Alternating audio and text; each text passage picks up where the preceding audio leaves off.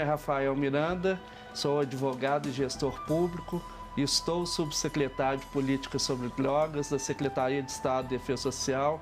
E esse tema é de extrema importância, tendo em vista as drogas cada vez mais estarem assolando as famílias mineiras.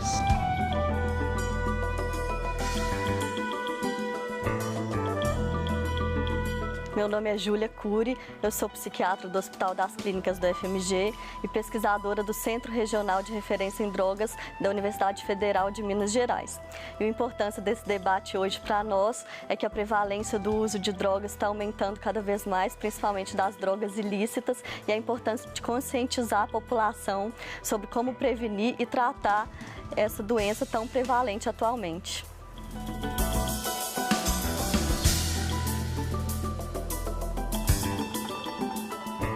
Eu sou Maurício Leão, médico psiquiatra, presidente da Associação Mineira de Psiquiatria, e a relevância do tema se deve não só à expressão que ele tem na sociedade brasileira, mas também em termos de economia, por se constituir entre as 4 primeiras causas de afastamento do trabalho.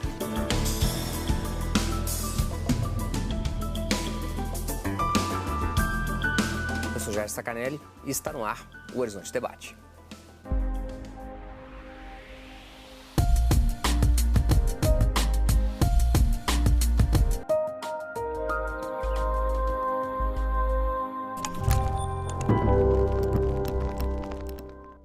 Olá! O uso de drogas atualmente é considerado um grave e complexo problema de saúde pública. Segundo o relatório mundial sobre drogas de 2015, no Brasil, 6 milhões de brasileiros são dependentes químicos, o que equivale a 3% da população. O Horizonte Debate de hoje discute sobre a doença do século, a dependência química. Sua casa sofre disso? Esperamos levar hoje educação, informação e evangelização. Júlia, é possível de pensar uma raiz para um problema que aflige tanta gente? Então, a dependência química é multicausal. Ela é uma doença que geralmente começa com a experimentação de uma droga, e quanto mais precoce essa experimentação, o risco para desenvolver dependência é maior. E hoje em dia a gente está vendo que cada vez as crianças e jovens começam a experimentar cada vez mais precocemente as drogas, então o risco de desenvolver a dependência é maior. Acontece o uso nocivo, que é o uso em situações perigosas ou que causam problemas sociais, econômicos, psicológicos, e pode evoluir para a dependência química, que é quando a pessoa perde o controle entre usar ou não usar a droga. E a compulsão é muito grande, ela perde a liberdade e se torna um viciado naquela substância. Ela começa a ter a síndrome de abstinência, que é quando ela não usa, ela começa a ter sintomas ruins, negativos, começa a passar mal. A tolerância, que é precisar de quantidades cada vez maiores da droga para alcançar o mesmo efeito de antes ou nunca conseguir alcançar os primeiros efeitos que ela teve. Então, essa síndrome é caracterizada como dependência química. Rafael, o que pensar em termos de política de Estado para poder... Porque quando pensamos uma família que está sofrendo com um filho na Cracolândia, ali de perto da rodoviária, no centro de Belo Horizonte, né? É difícil até por onde começar, né? Atendemos a família, atendemos o sujeito, atendemos o bairro dele, que está sofrendo com as ações do tráfico. Por onde começar? Por onde que a política do Estado hoje começa? Eu penso numa abordagem multissetorial, né? Envolvendo as diversas áreas de Estado, como a Secretaria de Saúde, a Secretaria de Segurança Pública, a educação, né, o desenvolvimento social, pois a gente sabe que a dependência química, com esse fator multissetorial, né, ele precisa de uma abordagem das mais diversas áreas, né, e eu penso que é necessário o Estado ter programas efetivos, né, tanto na parte da prevenção, quanto com o tratamento e também com a reinserção social, né? Tendo uma abordagem não somente com o dependente químico, mas também com a sua família, com o seu contexto social em que esse dependente químico está inserido. Doutor Maurício, observamos assim, autoridades nacionais e até de natureza internacional, o presidente Fernando Henrique, presidente Gaviria, indivíduos que têm apontado que perdemos a guerra. Perdemos a guerra contra as drogas? E se perdemos, o que é a bandeira branca para retomarmos um certo controle? Olha, se perdemos a guerra, precisa ser entendido dentro da expressão econômica subjacente a essa afirmativa. Na verdade, o comércio, o tráfico de droga mobiliza, estimado, 1/3 da economia mundial de forma clandestina. Tentar dar uma expressão que possa gerar lucros para segmentos da economia passa a ser uma bandeira que defende a legalização da droga.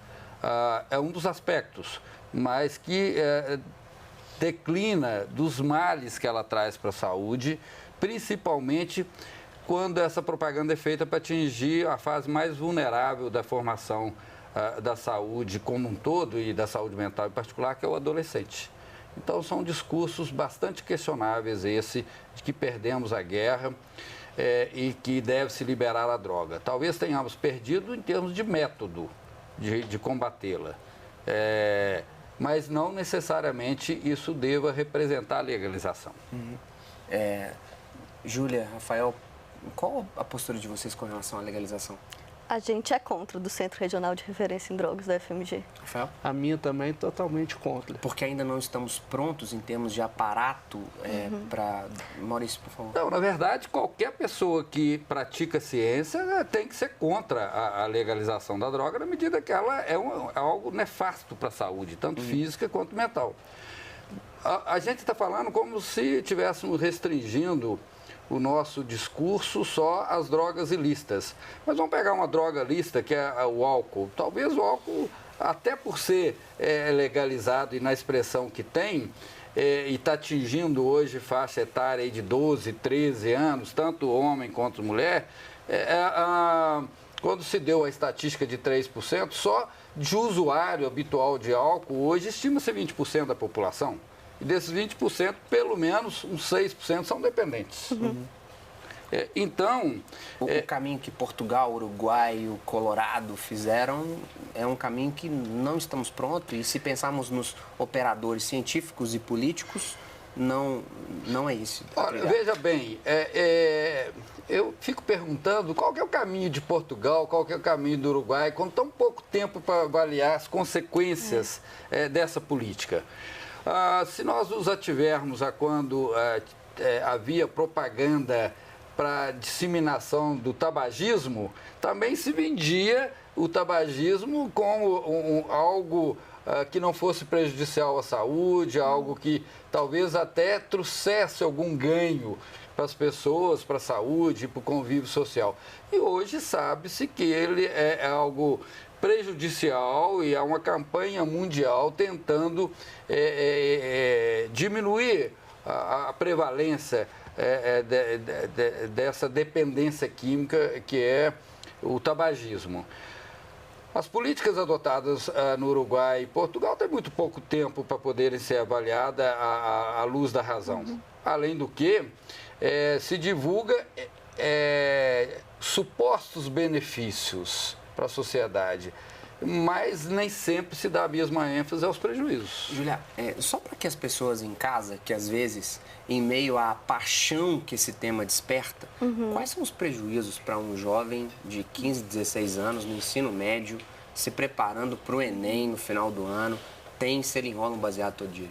Eu vou complementar o Dr. Maurício e eu vou responder essa pergunta. A legalização das drogas, elas fazem com que as pessoas tenham a ideia de que a droga é inócua ou é pouco perigosa. E esse é o maior problema, principalmente para os jovens acharem que essas drogas são pouco perigosas, como acontece com o álcool e com o cigarro, e que teve que haver uma conscientização muito grande, gasto de muito dinheiro público, até a gente chegar hoje ao conhecimento de que o cigarro faz mal. Isso está acontecendo com a maconha agora. As pessoas acham que a maconha é uma erva natural. A cocaína também, ela vem de uma planta, né? E a maconha tem vários estudos que mostram que quando o consumo começa precocemente na vida, principalmente em jovens com menos de 16 anos, aumenta o risco de esquizofrenia e outros transtornos psicóticos ao longo da vida. E isso é muito perigoso. A gente sabe que a esquizofrenia é uma doença que é crônica e não tem cura, né? Então, as pessoas não têm essa conscientização e a mídia e a população entende que a maconha é inócua, por exemplo. Então, eu acho que tinha que haver uma melhoria enorme do nível educacional da população antes de se pensar em legalizar alguma droga, para as pessoas fazerem uma escolha de forma mais consciente. Esse menino que foi pego agora com um chumaço de maconha na bermuda e que está dizendo para a mãe dele que não, que tá tudo bem, que lá no Colorado a galera tá usando normal e vendendo isso aí. E a gente vê que as consequências, elas são futuras e demoram vários anos para aparecer. Então, às vezes, a pessoa tem dificuldade de concentração, a memória dela reduz, o aprendizado dela reduz, tem essas chances de outras doenças psiquiátricas aparecerem, o rendimento econômico no futuro diminui, as mães que fumam maconha aumentam a chance da criança no futuro ter o transtorno de déficit de atenção e hiperatividade. Então, são vários riscos que a gente precisa alertar a população e que eu acho que, se acontecer a legalização, esses riscos aumentam pela impressão de que a droga é inócua e pelo aumento do uso pela população, porque as drogas que são legalizadas são mais utilizadas do que as drogas ilegais. Rafael, Júlia, Maurício, caminhamos agora para o final do primeiro bloco. Eu quero tocar o coração da mãe que encontrou esse chumaço de maconha e jogou no vaso e deu descarga e fingiu que nada aconteceu. Nós vamos para um breve intervalo. Você já fez isso? Voltamos daqui a pouquinho.